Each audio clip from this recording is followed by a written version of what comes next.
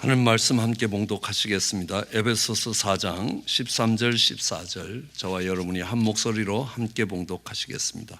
우리가 다 하나님의 아들을 믿는 것과 아는 일에 하나가 되어 온전한 사람을 이루어 그리스도의 장성한 분량이 충만한 데까지 이르리니 이는 우리가 이제부터 어린 아이가 되지 아니하여 사람의 계술과 간사한 유혹에 빠져 모든 교훈의 풍조에 밀려 여동치 않게 하려 함이라. 아멘.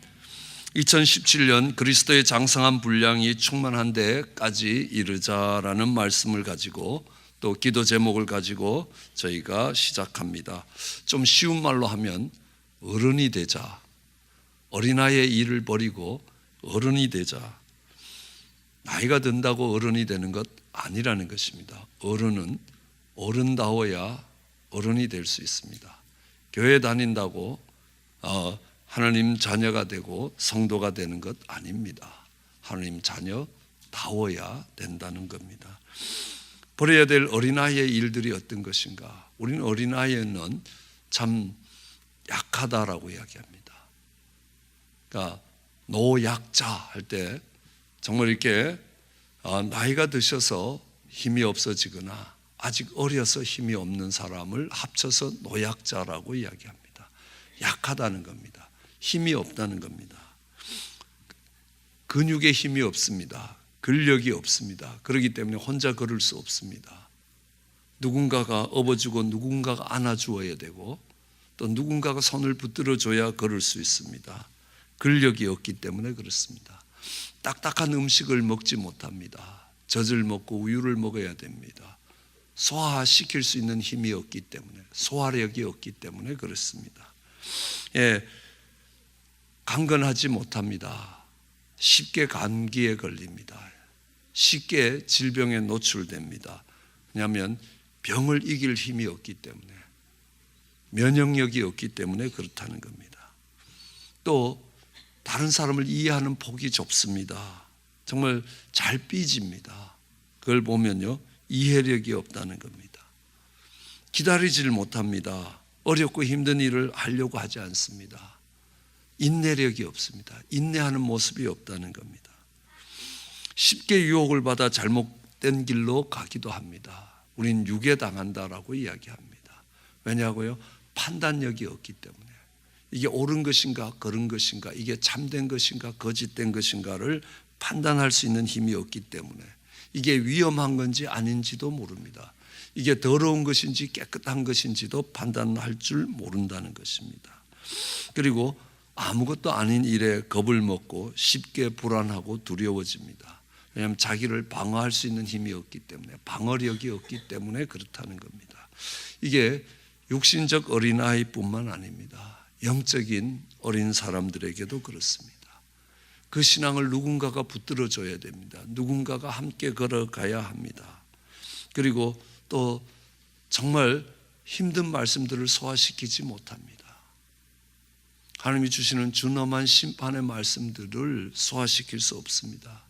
그저 하나님이 축복하실 것이고 위로하실 것이고 함께 하실 것이라는 말에만 아멘 할 수 있습니다. 저주에 아멘 할 수 있는 신앙이 되어야 된다고 성경은 가르칩니다. 누구든지 축복에 아멘 할 수 있습니다. 그러나 성숙한 자들은 저주에 아멘 할 수 있습니다. 조금만 어떤 것들이 되면 유행병에 걸리듯이, 감기에 걸리듯이 쉽게 걸립니다. 어떤 죄를 이길 수 있는 면역력이 떨어지기도 합니다. 이 모든 것들이 어떤 것들을 기다리지 못합니다. 여리고성에서 7일을 7바퀴를 돌듯이 내 힘으로 도저히 할 수 없을 때도 하나님이 주시는 은혜로 기다릴 수 있어야 됩니다. 그것을 영적으로 성숙한 장성한 분량에 간 사람이라고 이야기합니다. 그뿐만 아니라 어린아이들에게 제일 많이 듣는 단어 중에 하나가 내 거야라는 겁니다. 이건 내 거라는 겁니다. 나밖에 모르는 겁니다. 내가 받을 줄 알지 줄 줄을 모른다는 겁니다.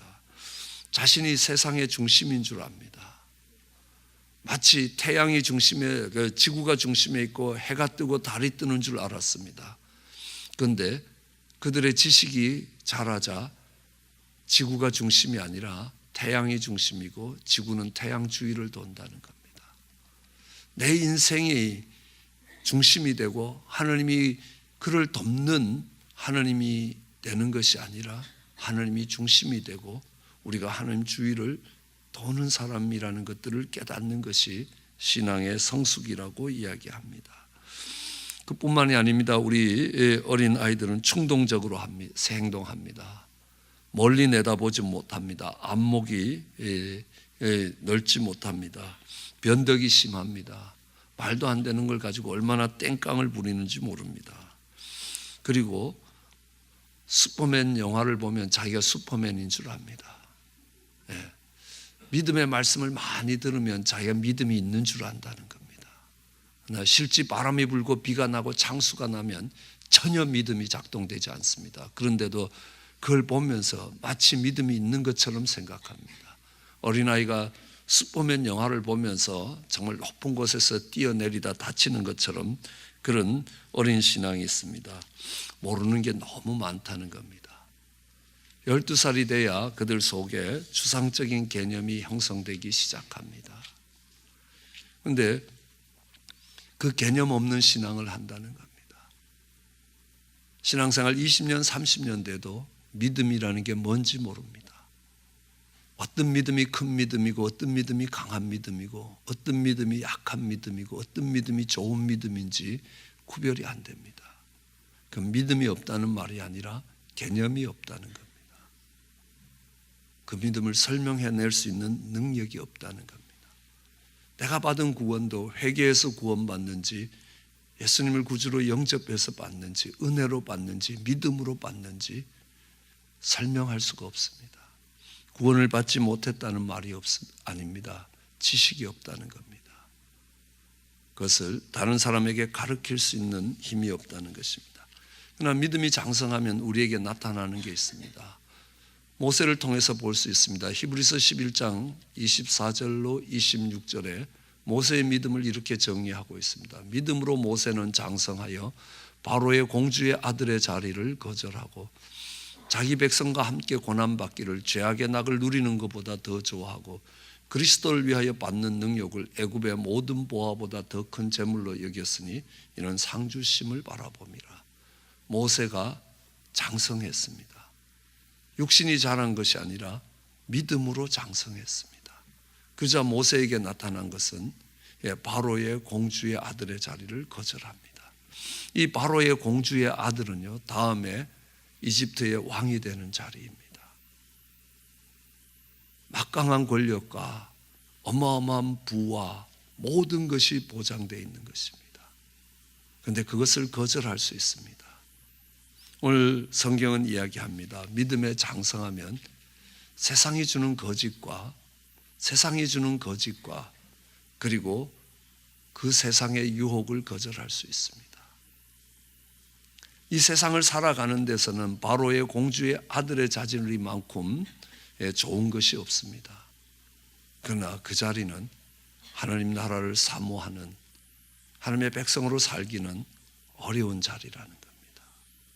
그것을 거절할 수 있는 세상의 유혹과 세상의 거짓을 따라가지 않는 장성한 분량에 이른 모세의 모습을 볼 수 있습니다. 하나님 백성과 함께 고난받기를 죄악의 나락을 누리는 것보다 더 좋아합니다. 그리스도를 위해서 받는 능력을 애굽의 어떤 보화보다도 더 큰 가치로 여깁니다. 왜냐고요? 상 주시는 하나님을 바라볼 수 있었기 때문에. 조금 다르게 이야기하면 영적인 눈이 열렸기 때문에, 영적인 세계를 볼 수 있었기 때문입니다. 저는 이 영적인 강화, 영적인 성장이 일어나고 영적인 성숙이 일어나는데 반드시 있어야 될 것이 있습니다. 이것이 없으면 절대로 영적인 성숙이 일어나지 않습니다. 결코 영적인 성장이 일어나지 않습니다. 그가 20년, 30년 신앙생활을 했더라도 전혀 다르지 않습니다. 뭐냐 하면요, 이 영적인 세계에서 눈을 뜨면 그 영적인 세계가 전쟁 상태라는 것을 알아야 합니다. 우리는 영적인 세계뿐만 아니라 우리가 살아가는 세상에서도 잘 알 수 있습니다. 왜냐하면 어릴 때는 부모님이 보호하시기 때문에 그 부모님의 울타리와 보호 속에서 자라갈 수 있습니다. 그러나 어느 정도 자라고 나면 이 세상은 경쟁 상태입니다. 그냥 주어져 있는 상태가 아닙니다. 경쟁하고 싸움과 싸움이 이어지는 세계 속에 살아가는 것입니다. 이 세상을 살아갔던 많은 민족들이 일어서기도 하고 멸망했습니다. 마치 자취도 찾아볼 수 없을 만큼 무너져 내렸던 것들을 알 수 있습니다. 이 세상은 조용히 진행되는 것이 아닙니다. 항상 싸움과 싸움이 있고 거기에는 경쟁과 다툼이 있다는 겁니다. 마찬가지로 영적인 세계도 그렇다는 겁니다. 그것이 깨달아지면 우리의 인생이 달라진다는 겁니다. 어느 분이 교회를 가다가 교통사고가 났습니다. 야, 교회 가는 길에 교통사고가 났다. 이거 교회 못 다니겠다. 이제 안 가야지. 그런다고 교통사고가 안 나겠습니까? 교회 갔다 왔더니만 앞마당에 늘어났던 고추 다 도둑 맞았다. 앞으로 고추 지키기 위해서 교회 못 가겠다는 겁니다. 옛날에는 어떤 사람이 교회 갔다 오는 길에 말에서 떨어져서 다쳤다는 겁니다. 그래서 교회 안 가야 되겠다는 겁니다. 예, 이렇게 생각하는 사람이 있습니다. 그러나 반대로 교회 갔다가 오면서 교통사고가 나오는데 왜 교통사고가 났겠느냐? 내가 교회를 가서 하나님을 만나고 내 인생이 달라지고 영원한 생명이 보장된다면 이것을 막는 세력은 당연히 있다는 겁니다. 악한 세력이 그것을 막을 것이라. 그 악한 세력이 나로 하여금 교회를 가지 못하도록 교통사고를 일으켰다는 겁니다. 그럼 어떻게 해야 되겠습니까? 내가 더 열심히 가야지. 그들이 선택하고 만들어내는 것이 완전히 다릅니다. 그때 그를 성숙하다고, 그리스도의 장성한 분량에 이르렀다라고 이야기할 수 있습니다. 마귀는 거짓과 유혹을 가지고 우리로 하여금 바른 길을 가지 못하고 흔들리게 만든다는 겁니다. 여러분, 선악과를 하나님이 만드셨을 때 이 선악과를 먹으라라고 이야기합니다. 이 선악과를 먹으면 네가 하느님처럼 될 것이라 라고 이야기합니다. 그 선악과를 먹었습니다. 하느님처럼 되고자 하는 것입니다. 내가 하느님처럼 돼야 된다는 겁니다. 그런데 문제는 뭐냐면 그 선악과를 먹고 하느님처럼 되고자 하니까요, 그들 속에는 다툼과 싸움과 죽임과 이런 살상들이 이어지게 되는 겁니다. 내가 하느님처럼 되는데 방해되는 사람들을 없애버리겠다는 겁니다. 여러분, 가인이 그 집에서 최고가 되고 하느님처럼 되는데 방해가 되는 동생 아벨을 죽이는 겁니다. 여러분, 네가 하느님처럼 되기 위해서 선악과를 먹으라 하는 말은 멋진 말처럼 들립니다. 내가 하느님처럼 되는 자리에 올라갈 수 있다는 겁니다. 그런데 그것이 동생을 죽이는 비극적인 역사를 만들어내는 거짓의 유혹이었다는 겁니다. 그것이 거짓의 유혹이라는 겁니다. 그 선악과를 먹으면 그 인생이 흔들리게 되고 그 인생이 무너지게 된다는 것입니다. 거기에 비해서 광야에서 예수님이 정말 마귀의 유혹을 받습니다. 돌이 빵이 되게 해보라는 겁니다. 여러분, 돌이 빵이 되기만 하면요, 얼마나 좋은 세상이 되겠습니까? 여기에 보니까 돌이 얼마나 많은지 몰라요. 그게 다 빵이면 먹고 사는 걱정 끝이라는 겁니다. 그럼 어떻게 되겠냐는 겁니다. 네가 절 한번 해봐라. 그러면 이 하늘 아래에 있는 천하의 부귀 영화와 영광과 모든 권세를 다 줄 것이다. 여러분, 이 땅에 정말 영광과 권세를 다 받으면 어떻게 되겠습니까? 예, 이 땅이 천국 같아집니다. 이 땅에 사는 동안 천국 같아집니다. 그러면요, 하나님 나라에 대한 소망이 없어집니다. 그러다가 죽으려면 어떻게 힘들게 죽겠습니까? 얼마나 어렵습니까? 하나님은 이 땅을 천국처럼 만드시는 것이 아니라 이 땅을 떠나 천국에 소망을 두게 하시는 것입니다. 예수님, 그것이 거짓의 유혹인 줄 알고 거절할 수 있는 것입니다. 그럼 C.S. 루이스라는 사람은 이런 책을 썼습니다. 마귀의 지령이라고. 거기에 보면 마귀가 계속 주는 그럴듯한 일이 있습니다. 죄책감을 회개로 착각하게 해라. 내가 길티 필링이 오면 그것이 회개인 줄 안다는 겁니다. 회개는 전혀 다른 거라는 겁니다. 내가 목사가 되고 장로가 되면 믿음 좋은 줄 알게 하라라는 겁니다. 전혀 믿음 없는 때가 더 많다는 겁니다. 바람이 불고 비가 나고 창수가 나보면 그 믿음 전혀 작동하지 않는다는 겁니다. 내가 장로인데라는 말이 믿음의 작동이 되는 거 아닙니다. 믿음을 개런티하는 게 아니라는 겁니다. 요새는 이런 말을 자주 듣습니다.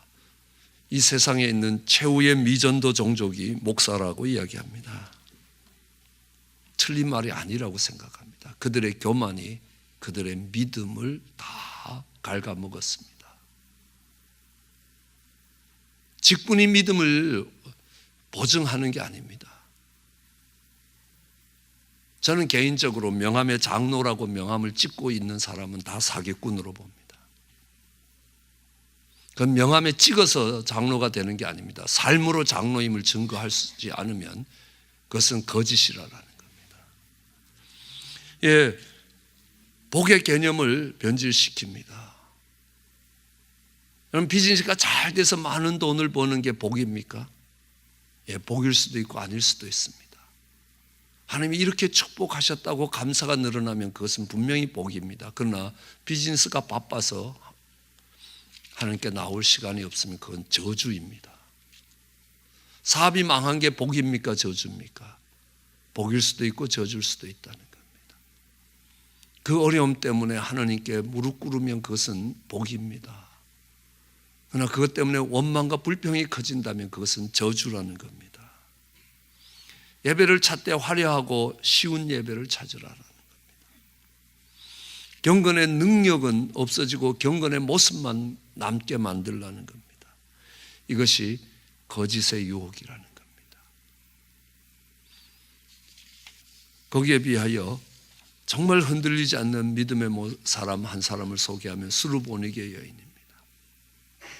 딸이 흉악히 귀신 들렸습니다. 예수님을 찾아 나왔습니다.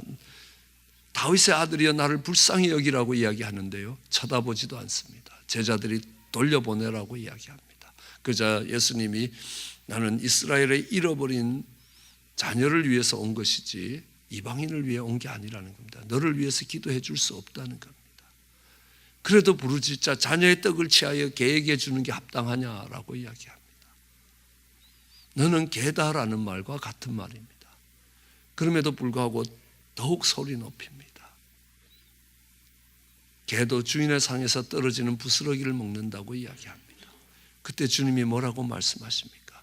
여자여 내 믿음이 크도다.